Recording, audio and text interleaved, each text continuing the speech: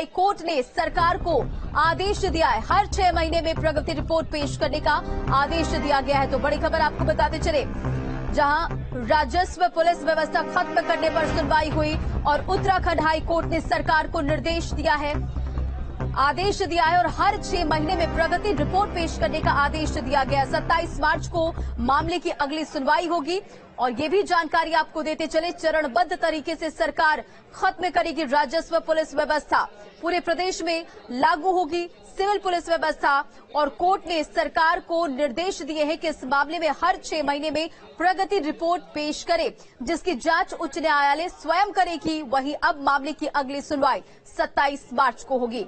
सुनवाई के दौरान राज्य सरकार की ओर से महाधिवक्ता SN बाबुलकर ने कोर्ट को बताया कि हाईकोर्ट के 2018 के आदेश के अनुपालन में प्रदेश की कैबिनेट की इसी साल 17 अक्टूबर को हुई बैठक में राजस्व पुलिस व्यवस्था समाप्त करने का निर्णय लिया गया है और सरकार चरणबद्ध तरीके से पूरे राज्य में राजस्व पुलिस व्यवस्था को समाप्त कर सिविल पुलिस व्यवस्था लागू करने जा रही है।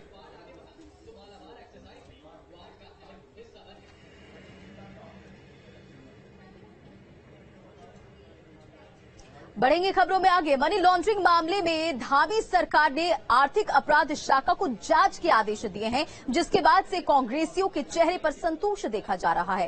कांग्रेस का आरोप था कि इसके जरिए बीजेपी ने काले धन को सफेद किया है, जबकि तत्कालीन सीएम त्रिवेंद्र का कहना है कि उनके पूर्व औद्योगिक सलाहकार की कंपनी की जांच भी हुई थी, जिसमें ऐसा कुछ भी नहीं था। जांच के फैसले के बाद कांग्रेस का कहना है कि बीजेपी अब अपने दूसरे विचारधारा वाले नेताओं पर भी विपक्षियों की तरह जांच कर डर दिखाकर दबाव डाल रही है। रिपोर्ट देखिए।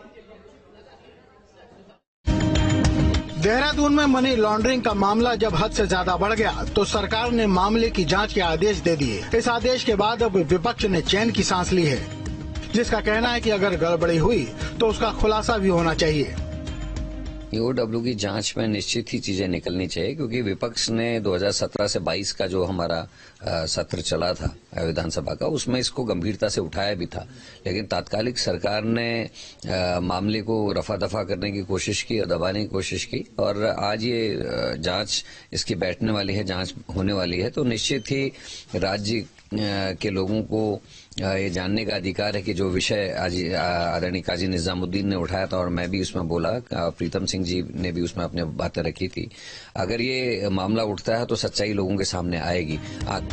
आरोप है कि वर्ष 2017 से 2020 तक पूर्व मुख्यमंत्री त्रिवेंद्र सिंह रावत के पूर्व औद्योगिक सलाहकार KS पंवार की कंपनी में 200 करोड़ रुपए से अधिक की रकम FD के रूप में ऐसे लोगों के नाम जमा की गई थी जो या तो जिंदा नहीं हैं या उनके पते ही गलत दर्ज किए गए।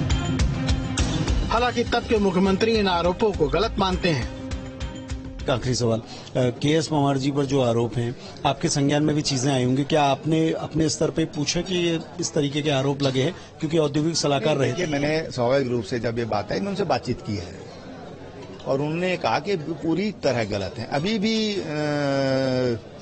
फरवरी मार्च में कोई जांच हुई है, उसमें भी कोई अनियमितता का उल्लेख नहीं किया गया है। कहा गया है कि जो कुछ एड्रेसेस उसमें शायद कुछ पूछे गए थे, तो उन्होंने कहा, विभाग ने जब जांच की उन्होंने कहा भाई इसमें जो एड्रेसेस बिल्कुल सही है, उन लोगों से मिले हैं। उन्होंने कहा हमारे वहां पर अकाउंट है। तो मामला बीजेपी के एक मुख्यमंत्री त्रिवेंद्र सिंह रावत के काल का है और जांच का आदेश मौजूदा सीएम धामी ने दिया है। कांग्रेस हैरान है, जो मानती है कि अभी तक बीजेपी विपक्ष के नेताओं को ही जांच के नाम पर परेशान करती थी, लेकिन अब पार्टी के भीतर ही ये सब कुछ होने लगा है। की जरूरत है। इस समय बीजेपी का एक काम करने का तरीका बड़ा बदला सा हुआ है। विपक्ष के जो कदावर नेता हैं, ये जो अटैकिंग नेता हैं, उनके ऊपर CBI ED की जांच बैठाना, उन पर राजनीतिक दबाव करना, ये तो हम देख ही रहे थे। ये नया एक कल्चर स्टार्ट हुआ है कि जो पार्टी के अंदर जो थोड़ा सा दूसरी विचारधारा में हैं या जो उनके मतलब सत्ता में बैठे हुए लोगों के विचारों के साथ जो मेल नहीं खा रहे हैं या उनकी अपनी अलग लाइन चल रही है, उनके खिलाफ भी हो सकता है ये दबाव की राजनीति का एक हिस्सा हो। हालांकि त्रिवेंद्र कहते हैं कि कांग्रेस के इस सवाल का जवाब कांग्रेस खुद ही दे तो बेहतर होगा। जी के खिलाफ आवाज उठा रहे कांग्रेस के सवालों का जवाब ये मेरे जिम्मे नहीं है, उनके सवालों का जवाब मुझे देना है। इसलिए उस बारे में मैं ये कुछ भी कहना उचित नहीं समझता हूँ। कांग्रेस का आरोप है कि इस अवधि में कंपनी में फर्जी तरीके से हजारों लोगों के नाम से आरडी एफडी में रुपया जमा कर काले धन को वैध किया गया है। Social mutual benefits limited company की जांच के मामले में त्रिवेंद्र जी का कहना है कि इस पूरे मामले में सरकार कार्रवाई कर रही है, जो चीजें हैं वो सबके सामने आ जाएंगी। लेकिन सीधे तौर पर उन्होंने ये कहा है कि केएस पवार ने जो जानकारी उनको दी है, इस तरह का कोई मामला नहीं है। और त्रिवेंद्र ये कह रहे हैं कि केएस पवार के मामले को उनसे जोड़कर अगर देखा जाए तो ये भी ठीक नहीं होगा। वीडियो जर्नलिस्ट सोनी कुमार के साथ सुरेंद्र डसीला, न्यूज स्टेट, देहरादून।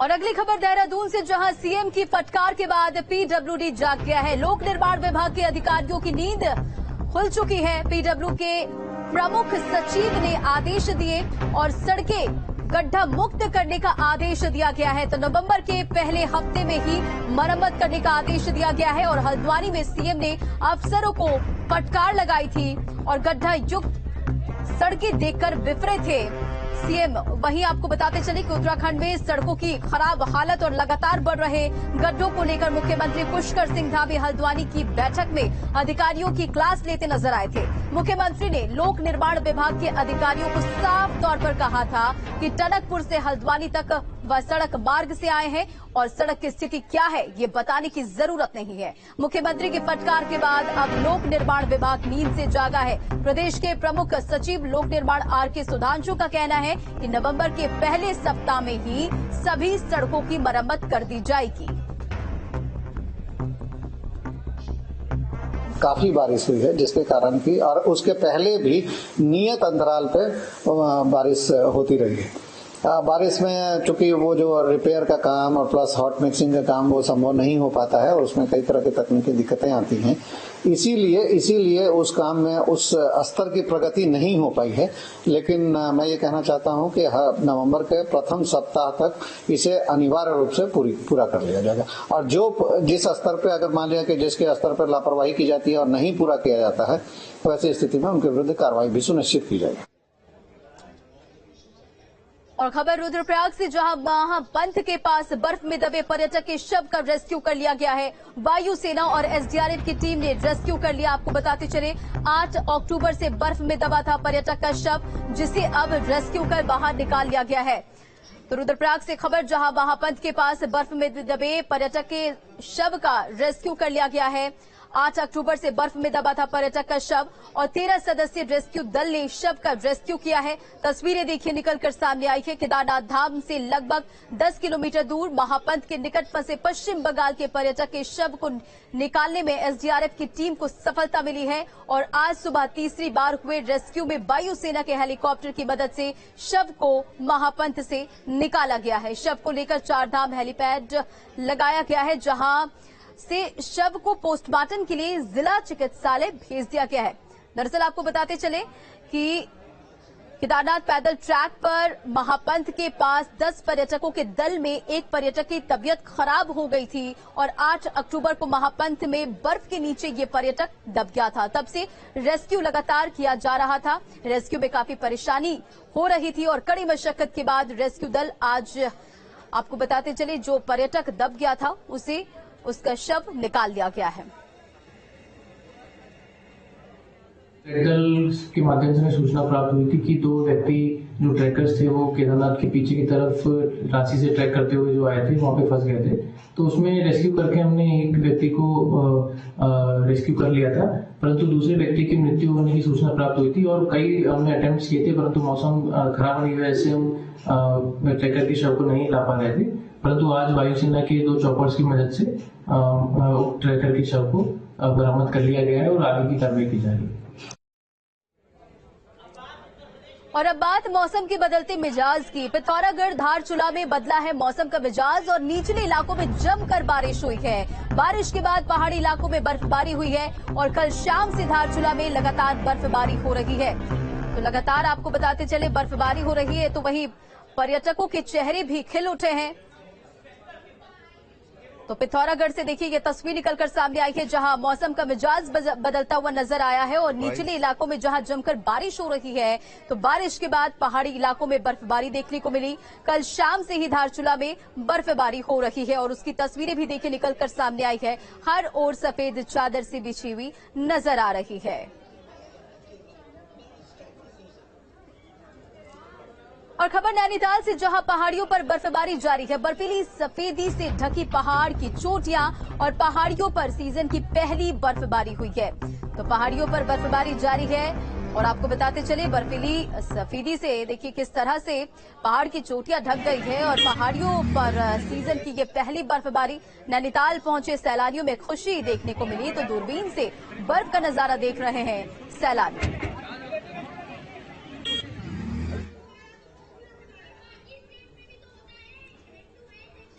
और खबर देहरादून से, जहां सीएम धामी ने कमलेश गिरी के परिजनों से मुलाकात की, बातचीत की और सीएम धामी ने फोन पर बातचीत की है और संवेदना प्रकट की है। तो बड़ी जानकारी आपको देते चले देहरादून से ये बड़ी खबर, जहां सीएम धामी ने कमलेश गिरी के परिजनों से बातचीत की है और सीएम धामी ने फोन पर बात कर संवेदना प्रकट की है। कमलेश ने सेना भर्ती में असफल रहने पर खुदकुशी कर ली थी और सीएम धामी ने हर संभव मदद का भरोसा भी दिया है। बागेश्वर का रहने वाला था कमलेश गिरी।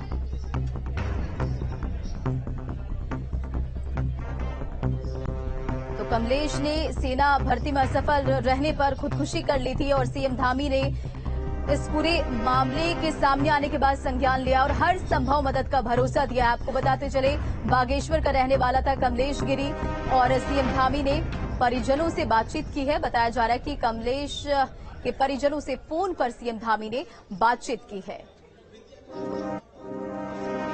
और खबर देहरादून से, जहां चिकित्सा शिक्षा का 13वां राष्ट्रीय सम्मेलन कार्यक्रम में शामिल हुए सीएम धामी।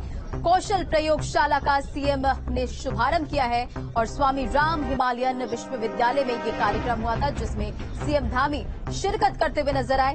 देहरादून में मुख्यमंत्री पुष्कर सिंह धामी ने स्वामी राम हिमालयन विश्वविद्यालय में चिकित्सा शिक्षा पर 13वें राष्ट्रीय सम्मेलन और कौशल प्रयोगशाला के उद्घाटन किया और इस दौरान समारोह को संबोधित करते हुए सीएम धामी ने कहा कि स्वामी राम हिमालयन विश्वविद्यालय लगातार उन्नति कर रहा है।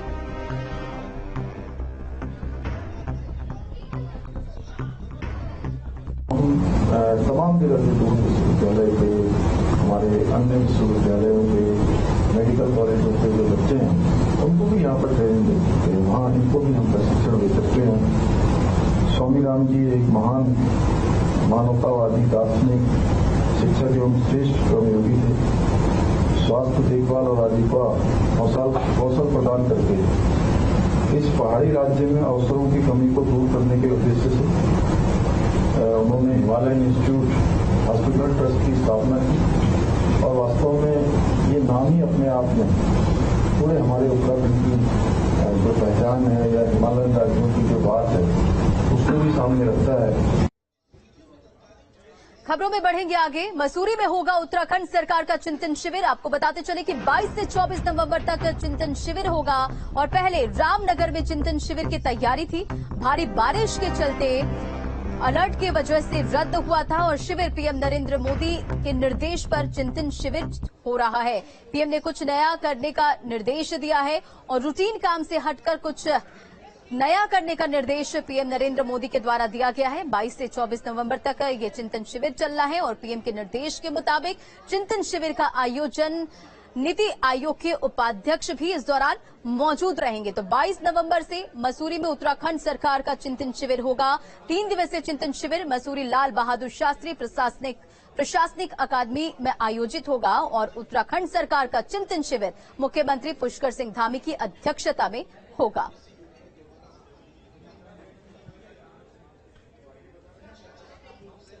बढ़ेंगे खबरों में आगे। बात देहरादून की, जहां विधानसभा का शीतकालीन सत्र हंगामेदार होने की उम्मीद है। विपक्ष कई मुद्दों पर सदन में सवाल पूछ सकता है।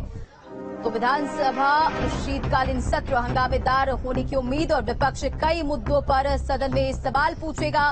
भर्ती घोटाले पर सरकार को घेरेगा विपक्ष। वहीं विपक्ष के तल्ख तेवर का सामना करना होगा और विभागों में हुए घोटाले का मुद्दा भी सदन में उठाया जाएगा। साथ ही ये भी बताते चले कि विपक्ष ने सरकार को घेरने की रणनीति भी तैयार की है। उत्तराखंड विधानसभा के आगामी शीतकालीन सत्र में सरकार को सदन में विपक्ष के तल्ख तेवर से रूबरू होना पड़ सकता है और विपक्ष के पास कई सारे मुद्दे हैं जिनकी वो सदन में चर्चा की मांग करेगा। प्रदेश में भर्ती परीक्षाओं में धांधली का मामला है, अपराध और कानून व्यवस्था का मामला है, कई विभागों में घोटाले के मुद्दे सदन में उठाने की विपक्ष ने तैयारी की है।